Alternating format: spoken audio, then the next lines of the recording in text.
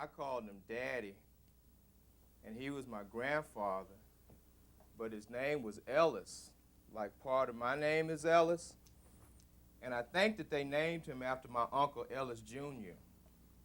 So a lot of people in my family named Ellis. But he was real funny, and he used to do stuff. Like at breakfast, he used to sneak a piece of bacon before we blessed the food, and Mother wouldn't allow us to eat no food before we blessed the food, but he would sneak it anyway. If we had done that, she would have whooped us. Now, I don't know if she would have whooped him, but he didn't ever let her catch him neither. So he was real funny, and he used to drink a lot of coffee. And one day I asked him for some. He said, "No, don't drink no coffee, because coffee make you black." And I figured that he know what he was talking about, because he was the blackest man I had ever seen. Now, Mother drank coffee, but it didn't make her black. But he never would let me drink no coffee. Well, see, he worked at the hospital, and one time he got sick and he had to stay at the hospital. And me and my cousins went up there to see him, and he was in the hall in this bed with wheels on it. And it sure did look like it would be a lot of fun to ride in that bed, but he was just laying there asleep. And so he came back home, and when he came back home from the hospital, my mama went over there and she started spending the night at Mother's house with him. And then she told us about one time he got up on Sunday morning and started getting ready to go to church. And she said, "Where you think you going?" He said, "I'm going to church." And she said, "Get back in that bed. You too sick to go to church." And I thought that was real strange, because they always made me go to church whether I was sick or not. One time I told my mama, I said, "Mama, I'm so sick, if you make me go to church, I'm going to die." And she told me, "Well, church is about the best place for you to die." And she made me go anyway. But they wouldn't let him go to church, so he died at home. When he died, me and my cousins, we all went over there to see him. And they told us that they was going to have a man in a funeral car come and take him away. And we couldn't go in the bedroom because he was in the bed and he was still dead, but we couldn't see him. So we had to go in the backyard, and we waited to see him come out. And Michael told me that they was going to come out in another bed with wheels on it. And Michael, he know everything. Michael's already 7 years old, and he was in kindergarten a long time ago. So we stood outside in the backyard, and we waited on a man in the funeral car to come take him away. And we waited for about a real long time. We just waited and waited. And then the next thing I know, Mama called me to come into the house to do something. And I don't even know what it was she wanted me to do. But when she called me in, I came back outside, and they had already took Daddy and put him in the funeral car. So we went to the wake, and they said that his body was still in that casket, but his soul had gone up to heaven. And we looked in that casket, and we saw him, and he sure looked real black with all them white pillars all around him and stuff. And then we had the funeral, and Reverend Banks was there, and he was preaching and hollering and making a whole bunch of noise, and that was at night, and he was going to get buried the next day.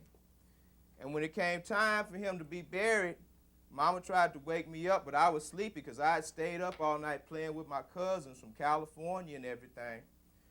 And then when I woke up, I changed my mind and wanted to go, and she said I couldn't go to the cemetery because I wasn't dressed up enough to be going to no cemetery. So I had to stay at Mother's house with my Aunt Audrey. And when they came back, my cousin Alan told me that they had Daddy in this box, and they took this box, and they had this big old hole dug. And they took that box, and they put it in that hole, and they threw dirt over it. Man, I sure wish I would have seen that. Daddy died, and that happened, and I didn't see it, and I missed the best part.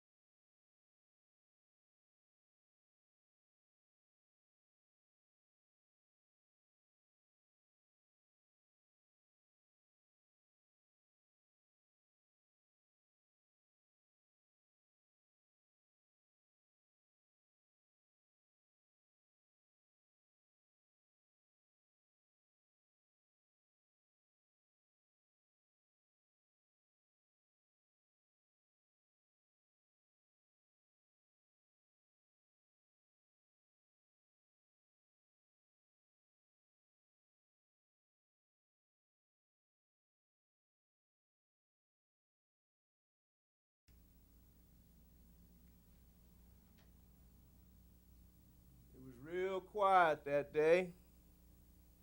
Wasn't too much traffic. And all the dogs was quiet. And even the winos over by the Elgin drugstore seemed to be calm that day. And I went home over to my grandmother's house and started working on my homework. Had the TV on just for noise. Really wasn't doing too much. And then the bulletin came on across the TV from Memphis. They said somebody had shot Dr. King. My grandmother said, "Lord have mercy." Didn't say too much more after that. They said he had got shot in the neck. And the way I figured, if he didn't get shot in the head, he had a pretty good chance of getting out of that alive. So we didn't say too much. And then Mama came and picked me up.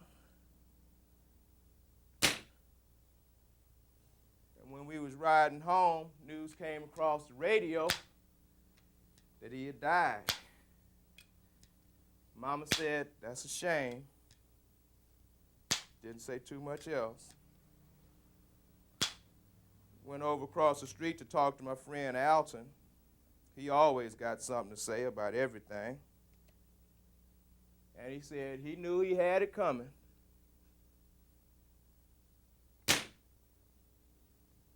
I thought that was kind of cold. But he said that when Martin Luther King started talking against the war, he knew it wasn't going to be nothing but a matter of time. I guess he was right, because it sure did happen. Don't nobody deserve to get shot up like that. So we watched the TV, and Bobby Kennedy came on and told us not to be mad at white folks because a white man had killed his brother. So I went to bed, and when I woke up about 3 months later, I came into the living room, and Daddy was sitting there watching TV in his underwear, smoking a cigarette. Now, that was real unusual for Daddy, because Daddy usually got up about 5 o'clock in the morning, and if he didn't go to work, he was working on the car or working in the yard or doing something, but he's just sitting there in front of the TV, smoking a cigarette in his underwear. He looked at me and he said, "They shot Bobby last night." So we watched TV again, and didn't nobody say too much. And after sitting there for about 3 days, my dad got up and he lit a cigarette and he walked across the living room and he went up to the picture window. He took a drag off that cigarette and he looked out at some point just beyond the horizon. And then my daddy did something I had never seen him do before, and I had never seen him do since. He cried.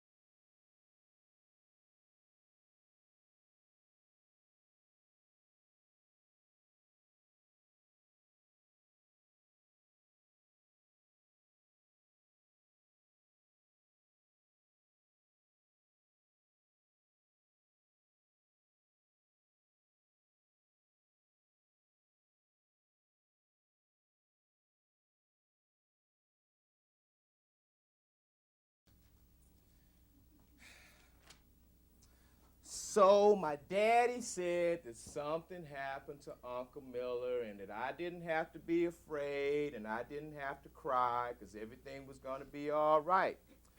And he told me to think about how Uncle Miller had been sick and he used to always have to go to the doctor all the time and take a bunch of medicine.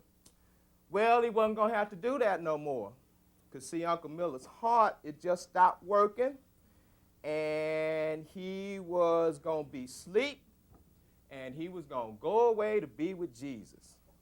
And he told me that he was going to a much better place. And I figured that I didn't really know what place he was talking about, but I like being here. And if he was going to a better place than being right here, then that must be a real good place because I like being here. And if he's going to a better place, it must mean it's more good. So that must be a good place to go. So Uncle Miller was going to go to this different place, but we had to go and tell him goodbye. So he told me it was going to be a lot of our family from all over the United States was going to be there, and I didn't have to be afraid, and I didn't have to cry. Now, when Daddy was telling me this, his eyes was red like he had been crying, but he was smiling. See, my daddy, sometimes he used to smoke these cigarettes, and they make his eyes red, and he laugh a whole lot. And then it was sometimes he would smoke these cigarettes, and they wouldn't make him laugh. So I don't know if Daddy had been smoking them cigarettes or if he had been crying. But his eyes were red, and he was laughing. So he told me that everything was going to be okay, and we had to go say goodbye to Uncle Miller. So my grandmother pressed my pink dress, and she cleaned up my black shoes and put my hair all nice and pretty and ribbon and bows. And we went to go say goodbye to Uncle Miller. And we went to this big old building over on the other side of the park, you know, where the swings are. And we came out there, and it was this big old place, and they had a big old car out there. It was the biggest black car I'd ever seen in my life. And I said, Daddy, what's that? And he said, that's called a rehearsal. I think that's what he said. So I asked him, could we go inside? He said, no, we can't go inside. That's where Uncle Miller going to be in when he go to Louisiana. We couldn't get in there because if we got in there, then it wouldn't be enough room for Uncle Miller. And I said, okay. So we went inside this place, and I don't think nobody else was there because it was real quiet, this big old room, and we went in there, and it had, sure enough, this big old box with Uncle Miller laying in that box, and he was asleep. And he had a flag on that box, you know, like that flag, you know, I pledge allegiance to the flag of the United States of America. And they had all these flowers and everything. And Daddy told me that we was going to go to a wake. Now, I was kind of confused about that because it seemed like if Uncle Miller was asleep, we need to go wake him up. And I couldn't understand why people would be sad about that because when Uncle Miller stayed at the house with me and my mommy and my daddy, I used to wake him up all the time, and didn't nobody get sad about that. In fact, some people thought that that was kind of funny. But here we were at this wake, and I figured that I needed to go down there and wake Uncle Miller up. So I went into the room, and I ran down the aisle, and I ran up to that box, and I looked over into that box.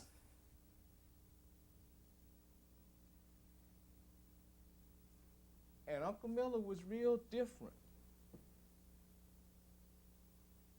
Because when he sleep, usually his nose get bigger and littler, and his stomach would get bigger and littler. And he would sleep with his hand underneath his face, and he'd be on his side. And he had on a suit instead of pajamas. He even had on a tie. And I asked my daddy, what happened? Did he fall and bump his head? Do we need to call the doctor? Can we get him some medicine and take him home? He ain't sleep. I know what he looked like when he's sleeping.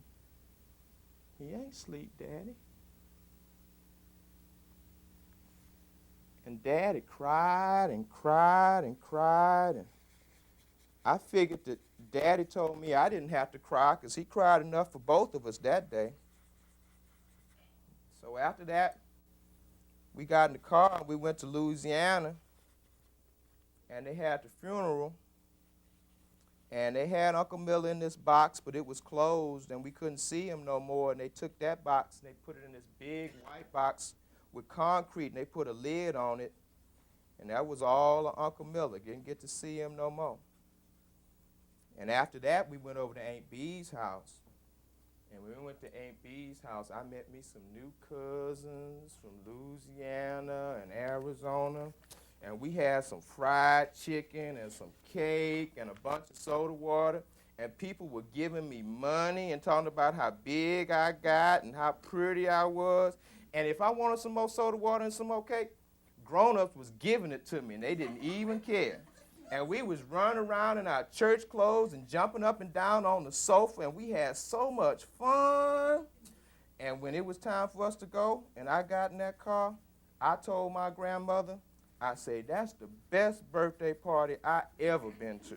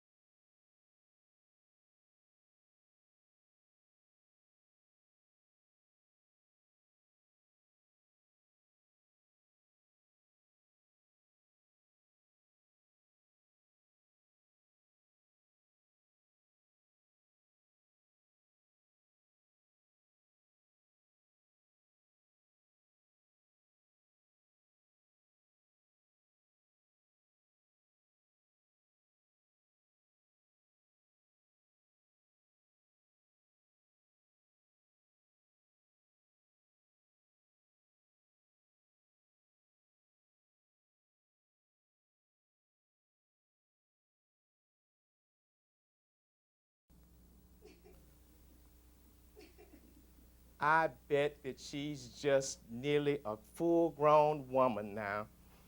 You know, I remember that time that she and her daddy came to Charlie's sister's wedding. She did the cutest thing. Charlie and her daddy were up there singing, and she had to sit next to me. Well, she was just so well behaved and so polite, and everything was just so wonderful to her, as if she had gone to 100 weddings before. It was just the most natural thing in the world. So courteous, so sweet. Well, her daddy and Charlie are up there singing, and it was a beautiful ceremony, simply lovely ceremony. And she had gotten a hold to some of them little candies, the little red candies that look like little pills. You know, I think they call red hots. Yeah, hot tamales. That's what they call them. Little kind of look like little pills like that. Well, she got a hold to some of them things, and she's sitting in there in the wedding just sucking on those and having a good time. And I'm watching the ceremony, and I'm enjoying it, and she's just sitting there like a little lady, just so pretty and prim and proper. And all of a sudden, she taps me on the shoulder, and she leans up, and she says, hold out your hand. And I wasn't paying her no mind. I said, what?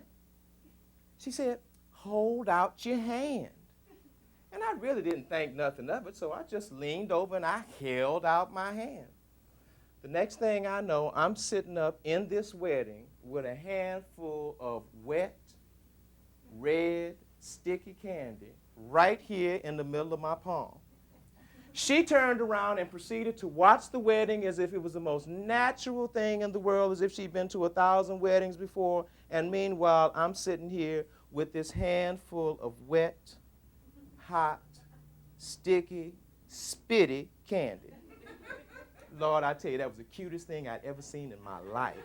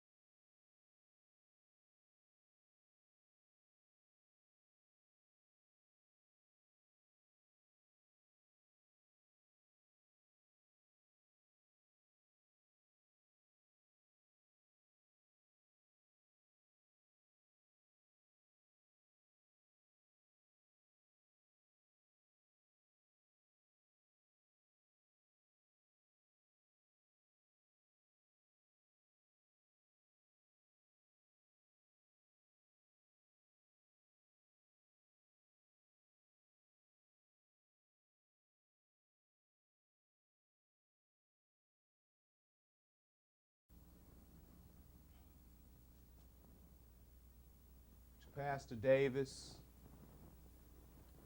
to this bereaved family, and to my assembled Christian brothers and sisters. As I did research on words to say in this occasion, I came across a quote that says, "We had to grieve over the loss of someone dear to us in order to learn how much love we felt." Many of you are going to think different about a number of things because of this event. Because Brian's death was a homicide, many of you are going to think differently about riding the bus. Some of you are going to think differently about Monday afternoons. Some of you may even think differently of black men now. When tragedies such as this happen, we feel a number of emotions. I felt anger, fear, shock, sadness, disbelief, and even some hate. But I believe that if Brian were here, he would want us to do something else. When I think of Brian, I think of the word love. And I think that Brian would have us to love. The 13th chapter of 1 Corinthians gives us some examples of what love is and what love isn't. It tells us that love is patient, love is kind, love rejoices with the truth, it bears all things, believes all things, hopes all things, and endures all things. And I believe that Brian would have it as the Lord would have it.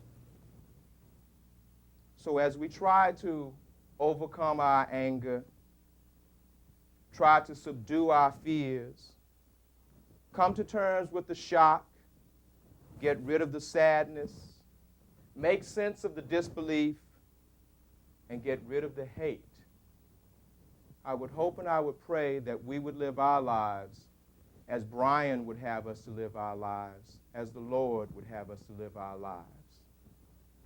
Let us all try to love one another. Thank you.